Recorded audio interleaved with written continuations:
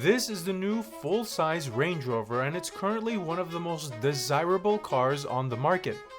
It's all new with revised styling, a new interior, and some really unheard of technology features in this price range. Now, in a world where SUV popularity continues to rise, so has the level of competition.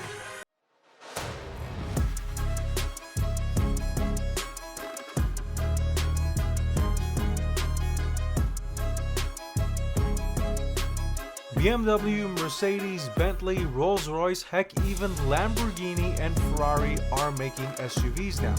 But with all of these available options, has the Range Rover lost a step, or is it better than ever?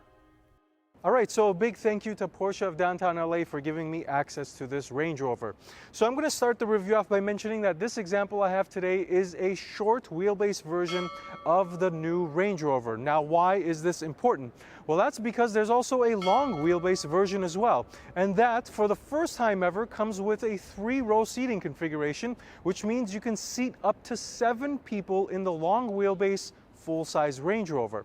Now, this is a pretty big deal because anybody looking for a 7-seater configuration SUV would look past the Range Rover and look at cars like the X7, the Mercedes GLS, the Escalade, amongst some other SUVs as well.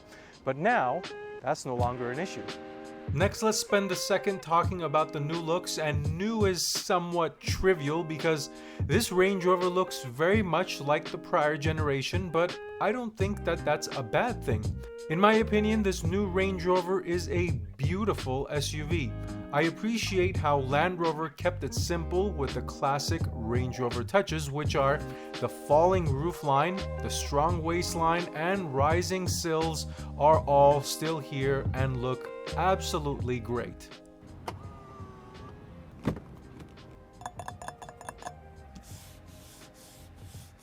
Now let's talk about the interior by touching on the highlights, starting off with the design. So this is a very clean, very simple, very nice interior. I really like the overall simplicity that Land Rover has gone with this new Range Rover's interior. The one thing I don't really like about it is this little metal piece here down by the shifter. I wish that that was covered in wood. Otherwise, no other complaints. Next, this seat. This is one of the most comfortable seats I have ever sat in.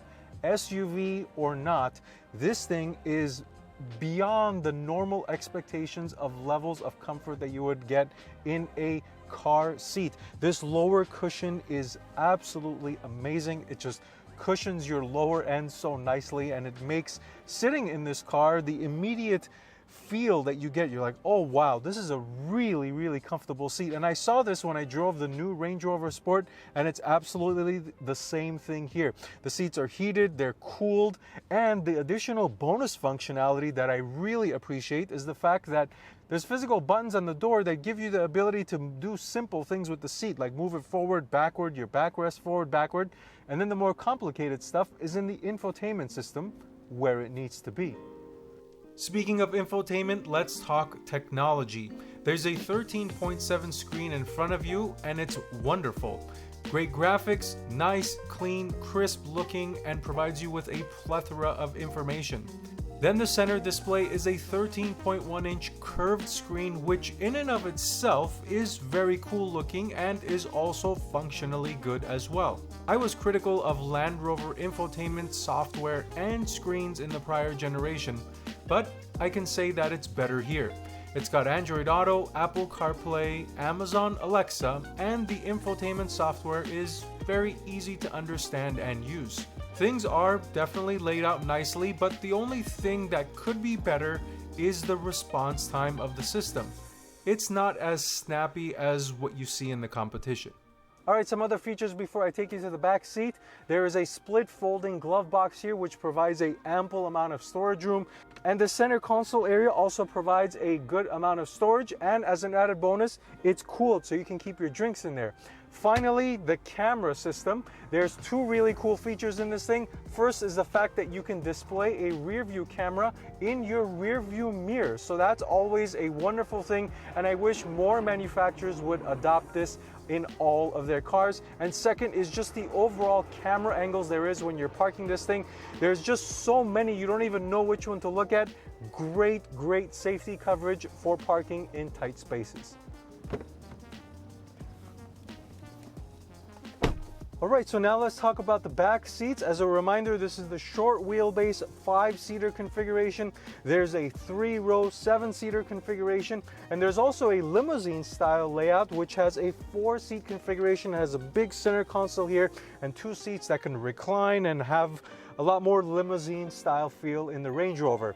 So now that we're beyond that, let's talk about this 5-seater. So you can see here, I have plenty of legroom. I have plenty of headroom. I'm 5'11". Some nice features back here. The seats are electronically adjustable for that added level of comfort. I have 4-zone climate controls. The seats are heated. I have charging ports, a panoramic roof to look out of. So the back seat area is of great size and just as comfortable as what you would get in the front seats.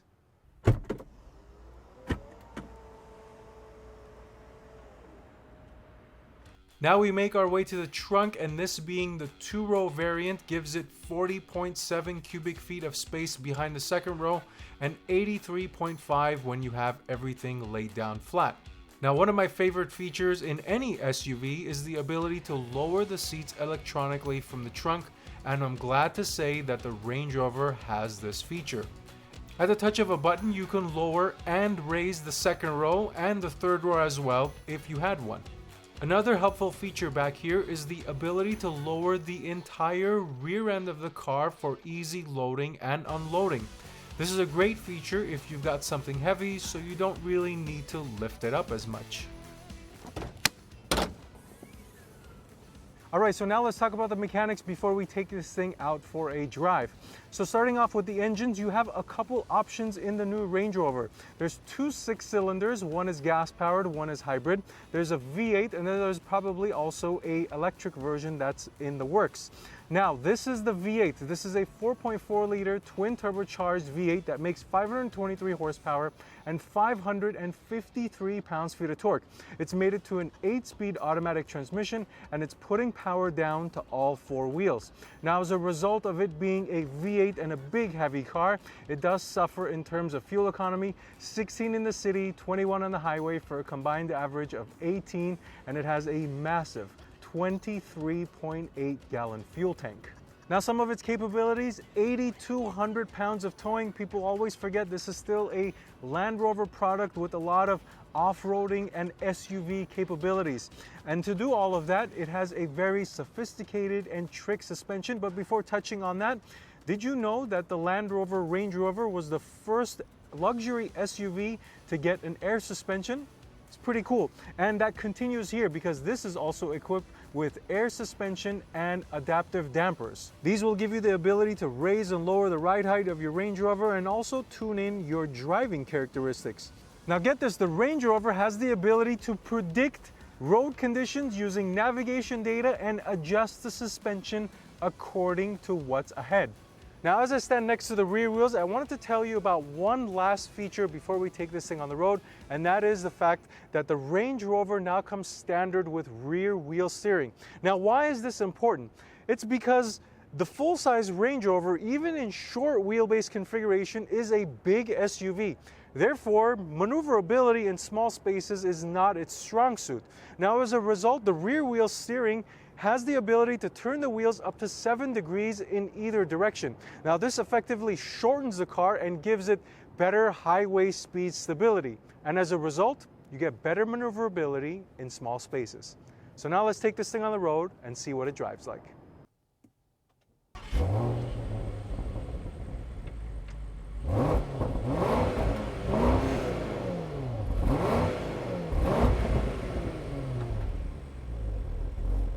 All right, so full-size Range Rover. Let's see what it drives like.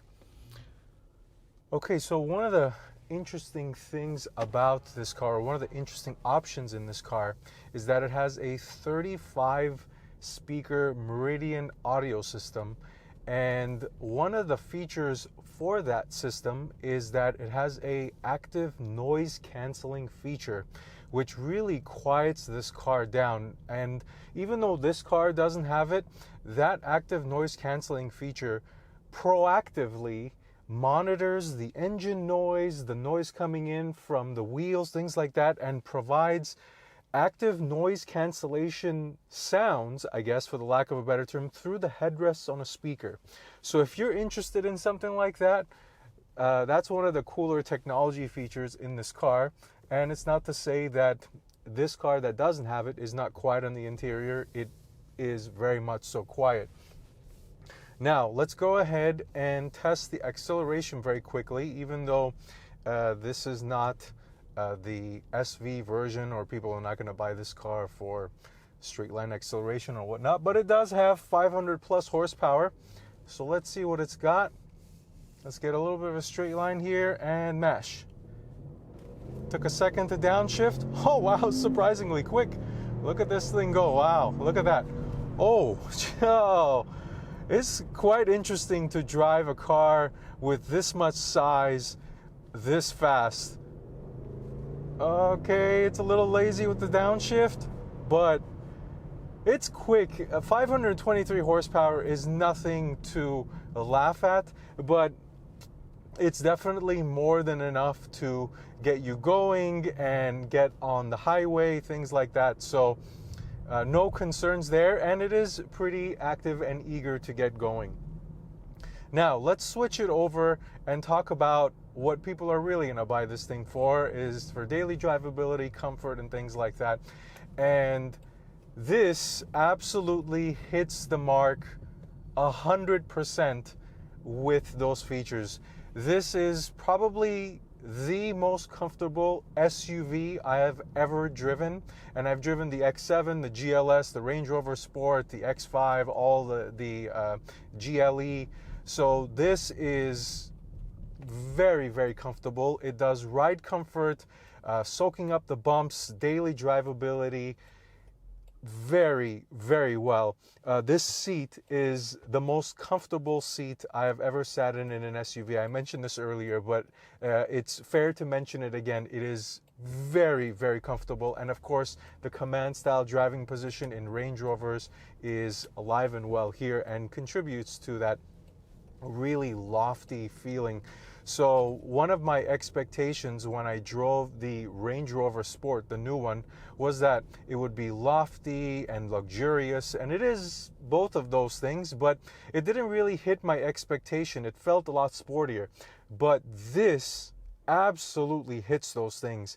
It's a lot more relaxed in here. The driving environment and the experience is so relaxed and laid back, and even to say supple.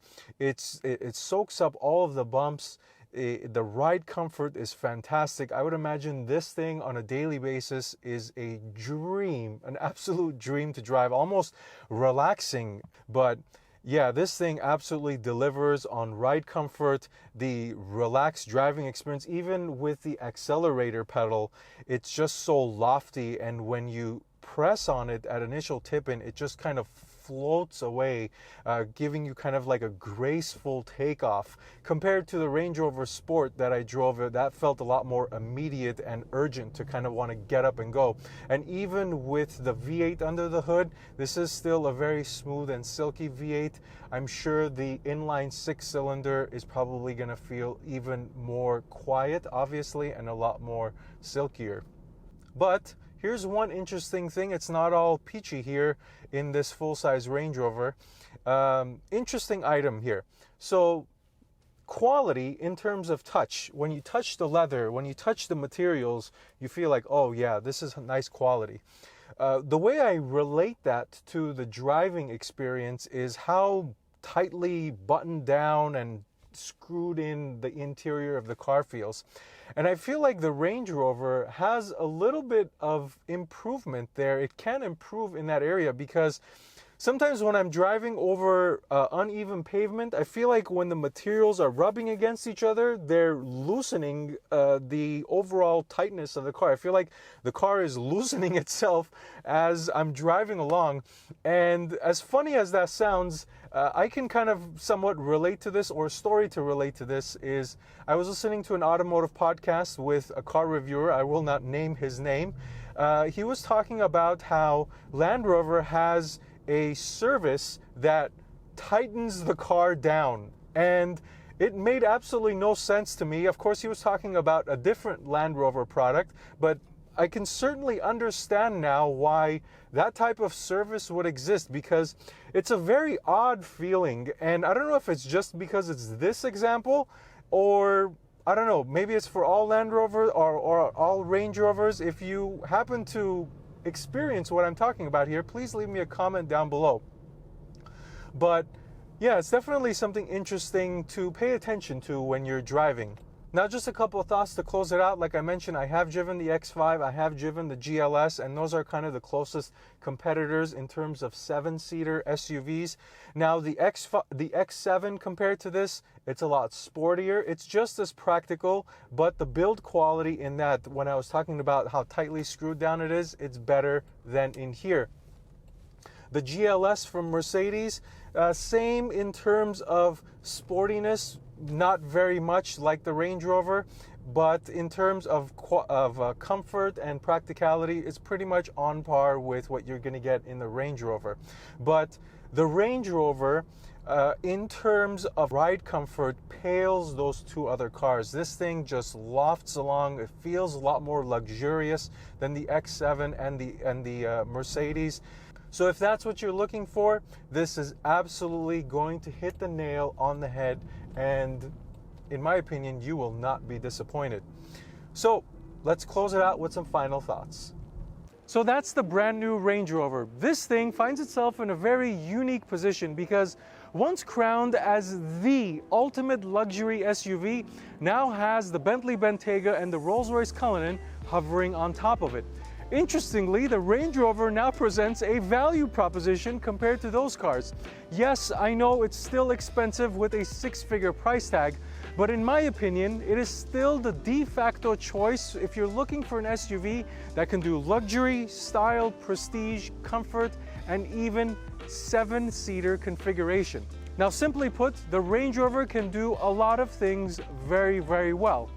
And for that reason, I think it's better than ever. So that's all I've got. If you've got any questions, please make sure you leave me a comment down below or send me a message on Instagram at DriveSteady. Don't forget to like and subscribe. Otherwise, thank you for watching this video. Until next time, drive steady.